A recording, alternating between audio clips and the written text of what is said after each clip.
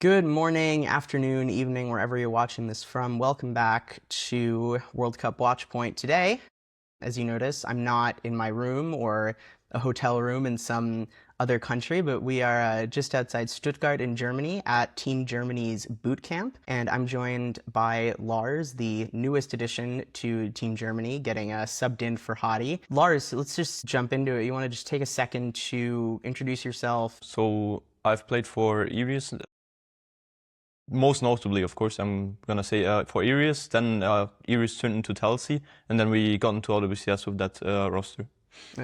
So what was your process of coming to Team Germany? Because you were brought in for Hadi after the online qualifiers. What was the process of that?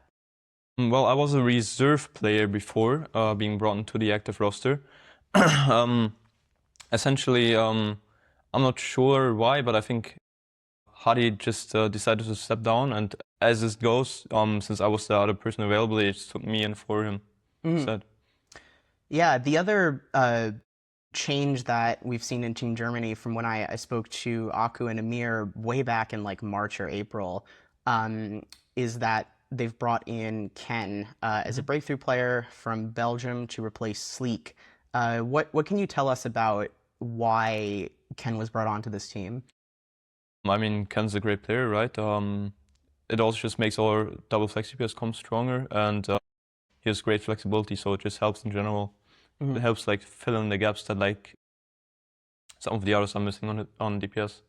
Yeah, we didn't see him play in the online qualifiers. I think even though, I mean, the meta had kind of shifted a little bit away from some of the like weird double flex DPS stuff that we had seen at Champions Clash, where you had like Zeta Division playing like Farah May at one point. Do you think it's possible that we'll get to see Ken play in Busan?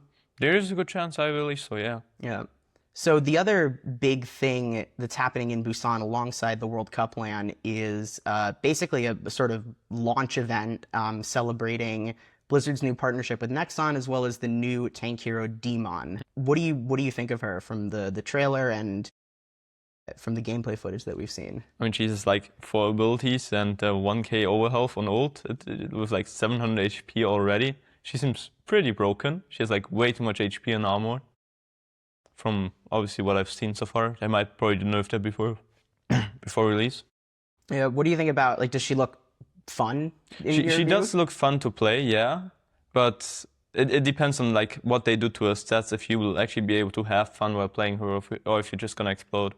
Yeah, it does seem like she might enable the types of compositions that Reinhardt has been played in that rely on, his melee damage, his point presence, his shield, those comps to be played in a much wider variety of places now that you have a character with melee damage, point presence, and a shield who can also like dash around potentially. I do see what you mean, but the Reinhardt comes often like resolve around the Symmetra, right? And she does seem really strong against Symmetra, especially like with her obviously swings, right? Right. They just seem stronger than Reinhardt, so it's gonna be really hard playing Sim into her, I believe. I don't know yet, obviously, but Yeah. what Well, I I mean, saw. I'm assuming we'll be seeing her at World Cup and see if some teams are able to take advantage of her if she is incredibly strong launch like that. So this boot camp, is this your first time doing like a LAN boot camp like this? No, actually it isn't. Back in when I was, I think, 16, so 3 or 4 years ago, I was doing a bootcamp in France with a team called A Square Tango. It was really funny. That just brought me back for a second. I remember that name from years ago. What do you think some of the benefits are to having this kind of setup as a player? I mean, you can be fully locked into the game. You don't get as many distractions, and obviously there's the team bonding effect as well. So it does help, like bring across thoughts easier, because you're basically forced to be in the same rooms like your team. You're like forced to constantly interact with them. Is there anybody who's on Team Germany that you hadn't really gotten the chance to meet in person with that you've enjoyed getting to meet the past week? I think I haven't met a single one but Aku in person until now. Whose sort of real life personality do you feel like surprised you the most? It's a good question. Let's see. I was kind of expecting it. Maybe Army, actually. Maybe Army. He is always like really serious in game, right? He's a bit less a bit more laid back in real life. Yeah. Like, that was my impression the one time I got to meet him as well. Yeah. So you're also preparing for OWCS promotion relegation with Tennessee. How do you feel going into that in terms of your power level? Obviously, like the meta could change with a new season coming, but with the scrims that you've been doing, like, are you feeling confident going into that, or are you maybe a little scared? well, it happened before the season, right? Before the new season, so it's gonna be the same meta still. Oh, it is? Yeah, it's all tomorrow. It's tomorrow? All the matches are tomorrow.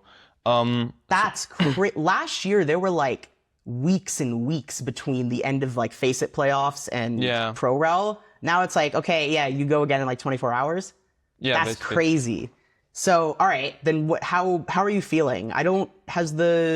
Do we know which teams? Is it? I mean, I assume it's Peps and somebody, right? We assume it's Peps, Vanya, Quick, and obviously 1, 2, 3, 4.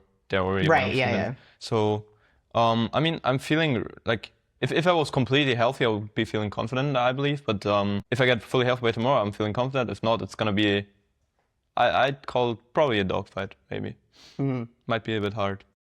Let me. This is a difficult question. I'm gonna kind of give you an opportunity to smack talk a little bit, but after seeing, you know, the really admirable like passion and support of all those Peps fans at EWC, are you looking forward to potentially being able to send them back down to tier 2?